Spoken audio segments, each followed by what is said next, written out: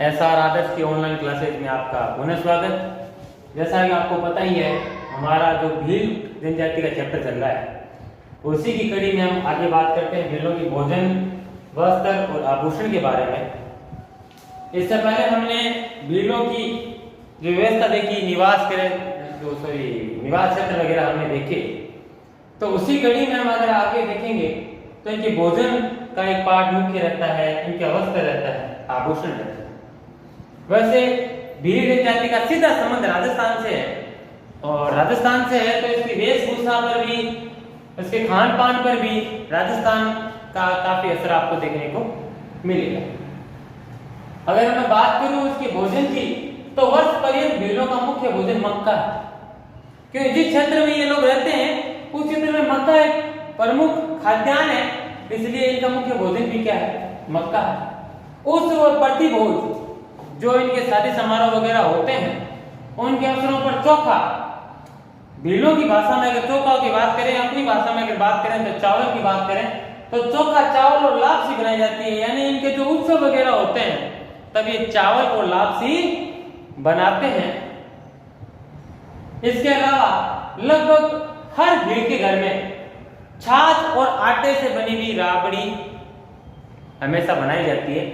तो ये मैंने आपके सामने लिखा हुआ है, हर भील के घर में छाछ और आटे से बनी हुई आपको राबड़ी हमेशा मिलेगी।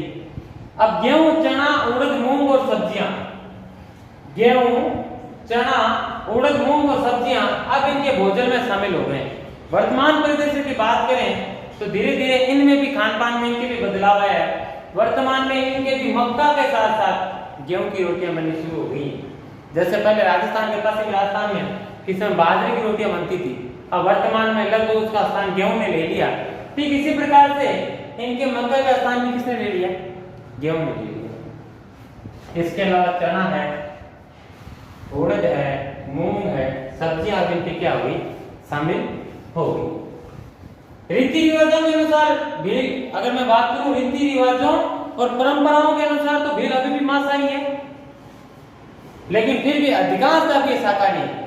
लेकिन अगर इनके रीति रिवाज होते हैं, जैसे उत्सव वगैरह होते हैं या कोई विशेष आयोजन होता है, तो ये लोग मांसाहारी होते हैं। इसके अलावा ये लोग महुआ से निर्मित मदिरा का सेवन करते हैं। लगभग भील है वो महुआ से बनी हुई जो शराब होती है उसका सेवन करते हैं। ये इनमें कुरीति बही जाती है।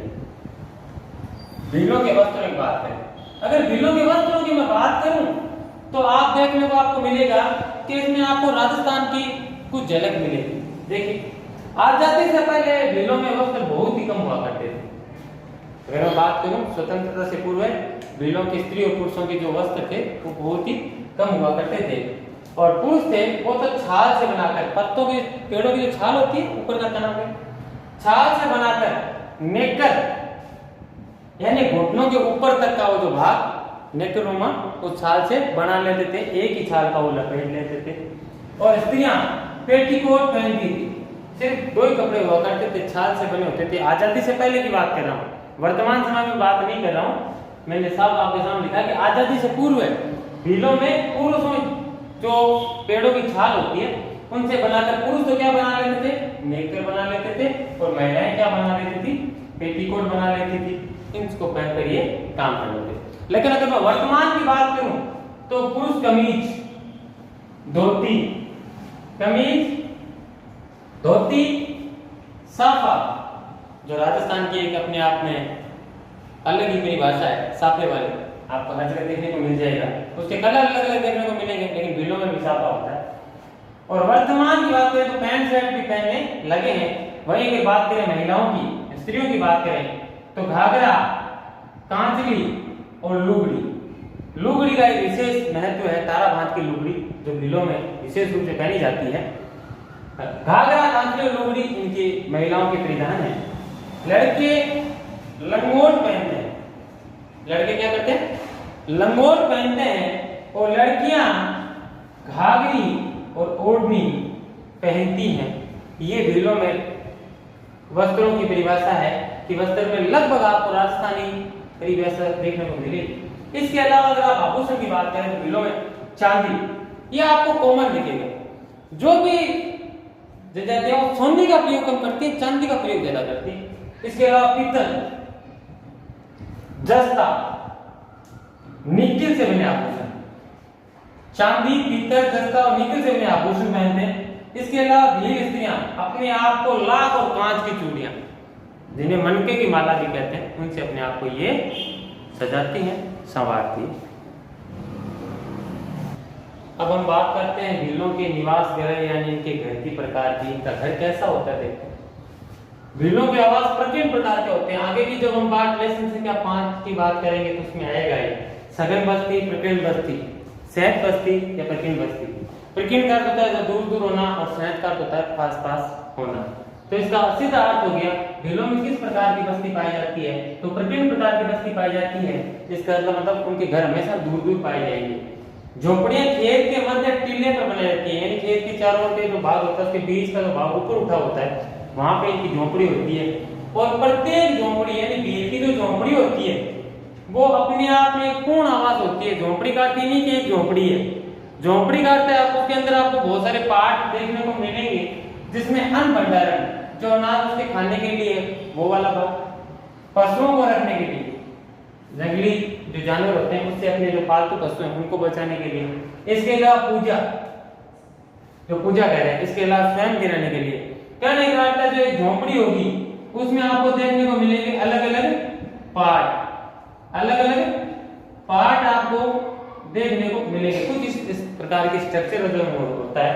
खुद के रहने के अलावा अनाज और पशुओं को रखने की जगह और पूजा घर भी इसमें सम्मिलित है। इसका मतलब हम उसे झोपड़ी नहीं कर सकते। हम साधारण भाषा में झोपड़ी का अर्थ एक गोल गुंबदनुमा हमारी झोपड़ी से लगा लेते हैं, जबकि ऐसा नहीं है।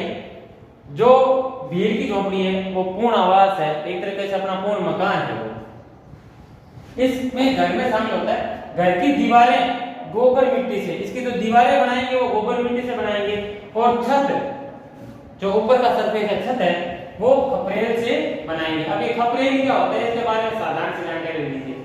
जैसे अपने यहाँ मटके होते हैं उनको हम पकाते हैं, ठीक उसी प्रकार से अगर हम उन मटकों की जगह ऐसी इस रूप में मिट्टी को पकाते हैं, इस रूप में मिट्टी को पकाते हैं लगभग 1.5 बाई 3 के आकार में, तो खपरेल बन जाता है, खपरा बन जाता है। इस तरीके से टुकड़ा से मिट्टी का अगर हम घड़े के नीचे वाले पार्ट के अगर 4 टुकड़े करने चाहें तो आपको खपर जैसा नजर आएगा, ठीक वैसे खपरेल होते हैं। उसको वो क्या इस प्रकार से इस शेप में वो बीच में बांस की पट्टियां लगा देते हैं और बीच बीच में उसके ऊपर खपरेल लगा देते हैं। घर के सामने की दीवार जो फ्रंट साइड होती है, घर के सामने की दीवार पर खड़िया मिट्टी, कौन सी मिट्टी, खड़िया मिट्टी या लाल गेरू मिट्टी से लीप पोत कर सजा दी जाती है। घर के सामने की दीवार को वो सुंदरता देते हैं, उसमें 2 प्रयोग करते हैं, एक तो होती है खड़िया मिट्टी, एक लाल गेरू मिट्टी से उस पे अलग अलग प्रकार के पशु पक्षियों के चित्र वगैरह उकेर देते हैं, जिससे वो आपको सुंदर नजर आती है। भीलों के छोटे गांव, ये यहाँ से बड़ा मोस्ट है, इसमें पूरे चैप्टर में अगर कहीं से मोस्ट बात आती है तो यहीं से आती है। भीलों के छोटे गांव को समूह को फला कहते हैं, क्या कहते हैं, फला, और बड़े गांव को क्या कहते हैं, पाल। जैसे आपने एक फेमस नाम सुना होगा चांदी रस्ते के उत्पादन के लिए नाथरानी पाल उदयपुर में, तो पाल का अर्थ क्या है, भीलों का बड़ा गांव है। हालांकि फला भी गांव ही होता है, क्या होता है, फला भी क्या होता है, गांव ही होता है। तो भीलों के छोटे गांव के समूह को तो कहते हैं फला, और सबसे बड़े गांव को समूह कहते हैं पाल।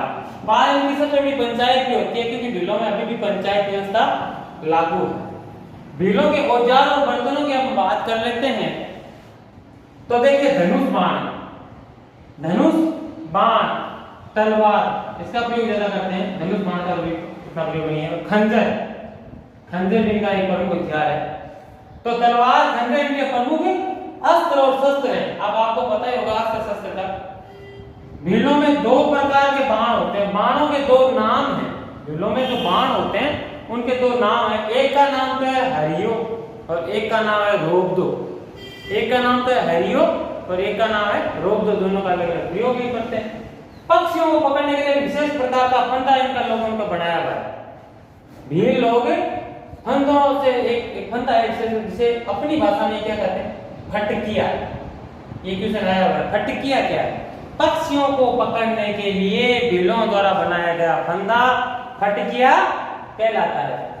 संपन्न भील होते हैं वो लाइसेंस लेकर आजकल वर्तमान में बंदूकों का प्रयोग भी करते हैं। भीलों में अब हम देखेंगे समाज और उसकी संस्कृति के बारे में देखेंगे, किस प्रकार का समाज है, किस प्रकार इनकी संस्कृति वगैरह। तो भीलों में पितृ स्थापना है, यानी आज भी समाज का जो अधिकार है वो पिता के नाम पे ही बच्चे का नामकरण किया जाता है। कुलों में बंटा हुआ है, सबसे बड़ी बात है भील कुलों में बंटा हुआ है, प्रत्येक कुल है।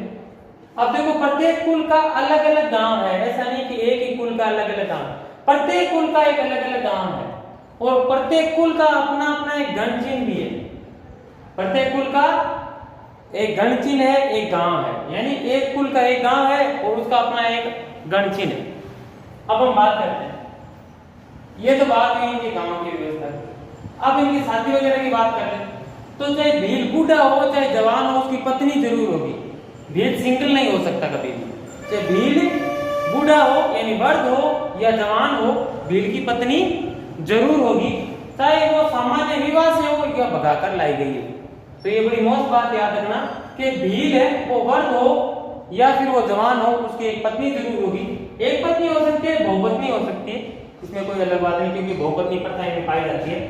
तो विवाह हो उसकी पत्नी जरूर होती है और वो चाहे सामान्य विवाह से हो या भगाकर लाई गई है। इनमें जो विवाह का जो स्वरूप है, स्ट्रक्चर, वो कुछ इस प्रकार से कि विवाह का जो प्रस्ताव होता है वो वर पक्ष की ओर से जाता है, फिर जो कन्या होती है उसका मूल्य आंका जाता है और मूल्य दिया जाता है। जैसे मैंने आपके सामने लिखा है, सामान्य रूप से वर पक्ष की ओर कन्या का मूल्य चुकाना पड़ता है, यानी इस प्रथा को दापा प्रथा करते हैं। और लेकिन हमेशा याद रखना, भीलों में जो विवाह का प्रस्ताव होता है वो हमेशा वर पक्ष की ओर से जाता है और जो मूल्य चुकाया जाता है उसे दापा कहते हैं। दापा एक बार, दो बार, तीन बार, चार बार ऐसे दिया जाता है।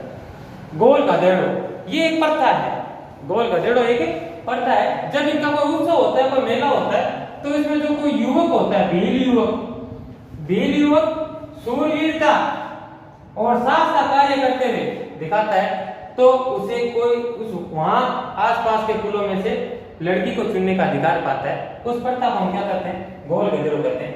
ये प्रकृति पूजक भी होते हैं, कृषि यंत्र उपकरणों के बारे में पूजा भी करते हैं और भीलों में कुछ देवी देवताओं की पूजा भी की जाती है, खासकर नाग देवता वगैरह। ये लोग अंधविश्वासी भी होते हैं तथा भूत प्रेतों में विश्वास भी करते हैं। मर्दों का क्या करते हैं, दाह संस्कार करते हैं। इसी के साथ हमारा भील पूरा होता है। अगले नेक्स्ट वीडियो में हम गौड़ जनजाति की बात करेंगे, उसके बारे में सामान्य जानकारी लेंगे। पढ़ते रहिए, मुस्कुराते रहिए। हाँ, इसको लिखना भी बहुत जरूरी है, नोट्स बनाते रहिएगा। धन्यवाद।